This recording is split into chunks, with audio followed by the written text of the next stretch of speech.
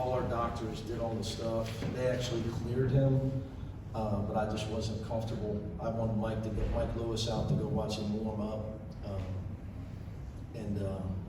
I'm always going to err on the side of safety when it comes to my players. So I just didn't feel comfortable about it, win, lose, or draw. So you got to, that's your job when you're the coach. Sometimes you got to save players for themselves. You know, that kid would run through a wall. So it's my job to and he might have been, he's probably, you know, he says he's fine. They passed all the concussion tests and all that stuff, but he fell pretty hard on his head. So sometimes that stuff takes a while. Symptoms could show up 2-3 hours later. So I just thought it was the right thing to do. Once in a while, I do something right. Coach, it seemed like you were trying to go into the paint a little bit more with Miles Johnson. You know, he's 5 of 6. Can you talk about his game? Well, he's got 12 points, 10 rebounds, and 14 deflections. So he's got a UCLA triple-double. What I told him was, that's who I want to see every game. You know, so for him, being included in the offense and having things demanded of him, I think he's been such a nice guy his whole career. People have just kind of accepted who he used to be. And my message to him is coming here, you know, I don't accept that from any of my players. I came here to try to win a championship, and I want every guy to become a better player, make the NBA or play in Europe or whatever they do. So he's getting pushed at every turn here like he never has before. What about Tyger Campbell? You got same with Colorado him. went on a run, and he seemed to, you know, Well, same with him. See, I've seen that guy in practice. Now, some of their strategy was to force him into a shooter. That was their game plan. I'm not telling you any secrets. I mean, it was very clear that was their game plan. And I like the fact that he didn't even think twice. Because for us to become the team we could become, we get everybody healthy, we get Peyton's confidence going. You know, Tiger's got to be the guy that's capable of that. And if you want to have that game plan, he's just going to get 21. But he's, you know, another guy. Everybody, you know, I accepted he was a young player for 2 years, grooming him, giving me his best effort, but not anymore.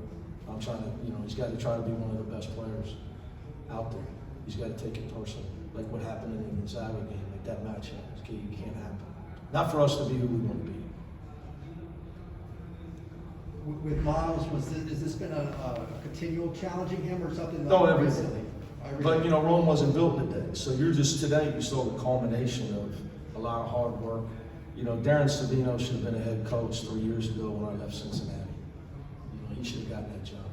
Now, Wes Miller is my friend, and I'm doing everything I can to help counsel him. And I want nothing but the best for him. But Darren's as good as he is.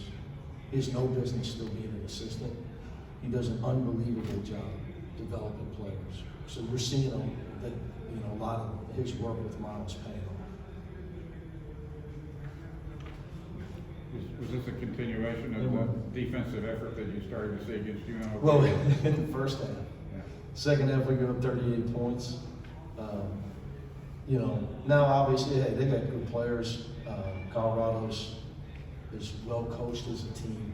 You know, Tad's gonna call timeout. He's gonna try to adjust. He went small. He was big, and he went small. Obviously, you know, no Jaime. We're playing makeshift lineups, but we're getting better defensively. We're still not quite all the way there yet. I think part of it is Johnny and Tiger played too many minutes. So I think that, and it's new for Miles playing, 28 for him. I think for us to be who we need to be defensively, we got to probably play nobody more than 30. You guys get tired, and that's what happens. You see what happens on the defensive end. You had kind of a second unit going on there too. Is that something you've been trying to put together? Yeah, I thought that was a big part of why we were able to put the run on them. We keep trying to push the ball. We keep trying to use our bench. You know, Jalen Clark did a lot of good things, and he does a lot of things that don't show up in the stat sheet. But, you know, it's just a process. You know, Peyton's still a young guy. The physicality gets him at times. He just wants to do so well, so bad to help his team, you know. Trying to find Jake, you know, he got 5 minutes tonight. Trying to find him minutes is tough with Dave and Johnny.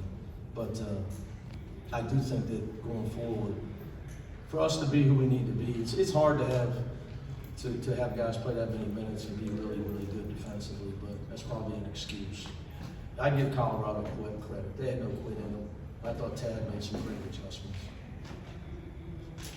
Coach, I know you've talked about what the absence of Cody does to you guys. And on the defensive end, seeing what you guys did today in the first half against a strong front court like Colorado, do you walk away with any positive, seeing some growth in that aspect? Oh yeah. Well, first of all, if you tell me if we can get out of this and get Cody back with only one loss, I'd have taken that. And if you'd have told me we were going to beat Colorado 12, and Jaime has no points and no rebounds and gets banged on the ground, I'd have taken that. But I think it makes you better. You know, if we can get out of it, it'd be awesome. And I think it's obviously going to help Miles and Kenny's development. You know, Jaime not playing tonight was not good for my blood pressure or heart, but it was good for Peyton, Jalen Clark, guys that get, you know, those guys that get experience. I think that makes you better. You know, I try to keep my eye on who we need to be in March. Coach, can you talk a little bit more about the interaction you might have had with Jaime? Did he know it was clear? I know he wants to always play. You always talk about how tough he is, but when you told him, hey, I'm going to keep you out, what was that like? Well, Did he fight you on it a little? Actually, he said he was fine. Then I sent Mike Lewis out to shoot with him and get him moving a little bit. And Mike came over and said, you know him, he wants to play.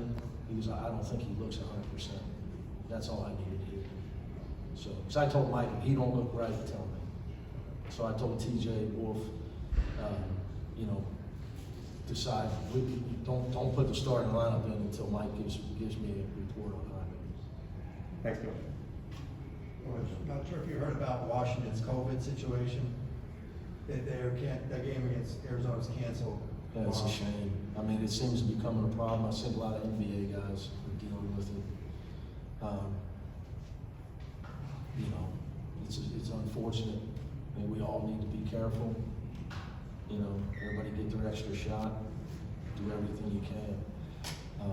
As much as we all want to turn the page, I said it the other day. I was talking to my dad back in Cincinnati. I said, I got to skip. As I kept seeing the NBA guys pop up, these guys that are all vaccinated. You know, it's a concern. So I don't know what protocol is. You know, from the Pac-12 meeting, supposedly it was going to be a forfeit if you couldn't play. But I don't know if I'm right on that, to be honest with you. I'm going to have to check. So I don't know where that's at. I know we would need to play, because we wouldn't play again until Marquette, because we got finals. So it would be a long break for us. But again, you know, when it comes to that stuff, you just hope all their guys are okay, their coaches. I obviously know what you just told me. Somebody mentioned it walking in.